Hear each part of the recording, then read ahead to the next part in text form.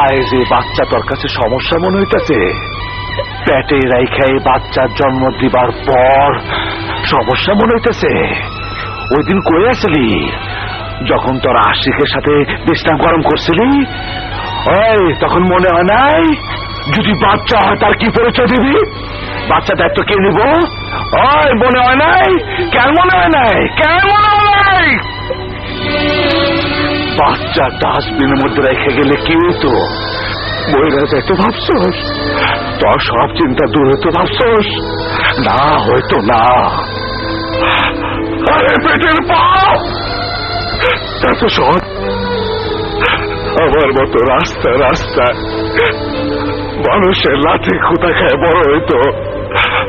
অত্যাচার সহ্য করতে করতে একদিন নিজের মনের কষ্ট দূর করতে হাতে তুলে নিত অস্ত্র। কত ভালোবাস এই বাতারি, তুই কি চাস এই বাচ্চার অবস্থা আমার মতো হোক? তাহলে ক সমাজের মানুষকে ক, বাংলাদেশের মানুষকে ক এই বাচ্চার অবস্থা আমার মতো হোক। উনি বুঝি বাবা ইচ্ছে করছে না। ও তাইলে তুইও আইসোস? চোখের সামনে মায়ের খাইতে দেখে খুব খারাপ লাগতেছে না? মারমো, 100 বার মারমো, হাত মারমো, তোর কি?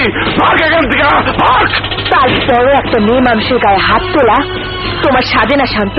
চুপ, একদম চুপ। জানোস কি করছে মায়া? জানোস কি করছে মায়া? আর সমস্ত জ্ঞান দেবে শুরু এই বাচ্চা। এই বাচ্চাটা আমি মারে তুই বড় নিষ্ঠুর। তোর মতো এমন নিষ্ঠুর মা পৃথিবীতে আর একটা আছে কিনা জানি না। নিজের সন্তানদের বুকে দুধ না খাওয়াইয়া মাটি খাওয়াইছোস, লেখাপড়া না শিখে অমানুষের পথ দেখাইছোস।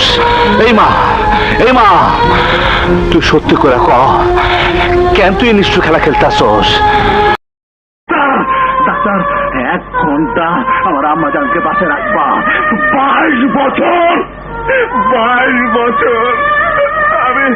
আমি আমার আম্মা জানের হাসি